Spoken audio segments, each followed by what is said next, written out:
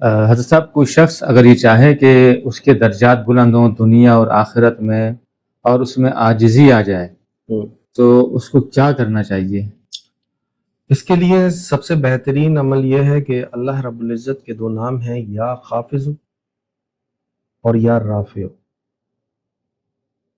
یا خافظ ہو یا خافظ یا رافع ہو. یا رافع،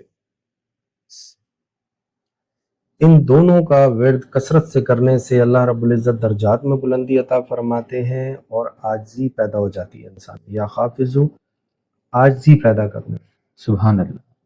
اور یا رافع بلندی، درجات کی بلندی کے لیے.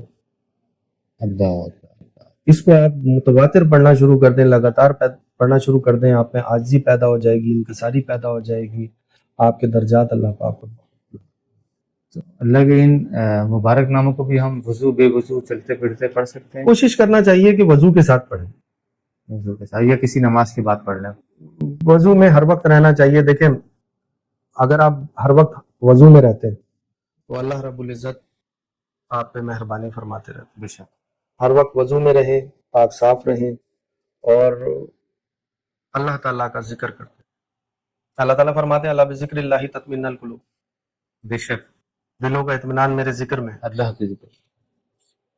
اچھا، ذکر آپ نے اس آیت کو میں جو اس کو سمجھ پایا یا میں اپنے طریقے سے جو سمجھا، اللہ کا ذکر تو ہم نے کر لیا تسبیح لے کے، اللہ اللہ اللہ، تو اللہ ہمارا ذکر کیسے کر رہا ہے؟ اللہ ہمارے ذکر کیسے؟ اللہ کہہ رہا ہے نا، تو میرا ذکر کرو میں تمہارا ذکر کروں گا. تو وہ جو ذکر ہے نا جو آپ نے کرنا ہے وہ کیا ہے؟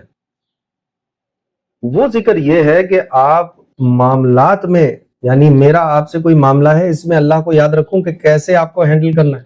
سبحان اللہ صاحب، کیا بات کہی آپ نے. یہ ہے اصل میں ذکر. اللہ اللہ. بہن سے بات کر رہا ہوں، بہن سے کوئی معاملہ کر رہا ہوں، اس میں اللہ کو یاد رکھوں کہ اللہ کا حکم کیا ہے.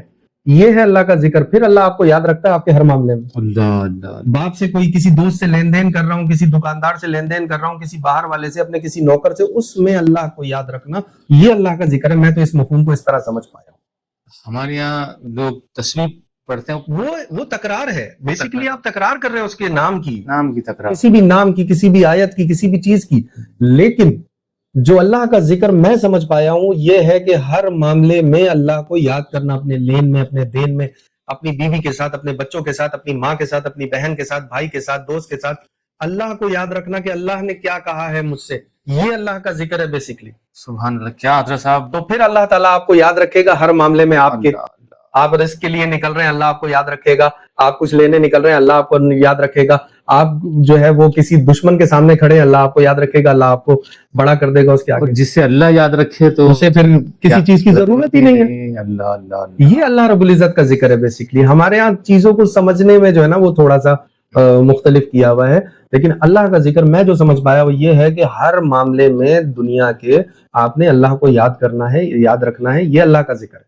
اللہ کے احکامات کو ہم نے یاد رکھنا ہے، اس کو یاد رکھنا. بالکل ایسا ہی.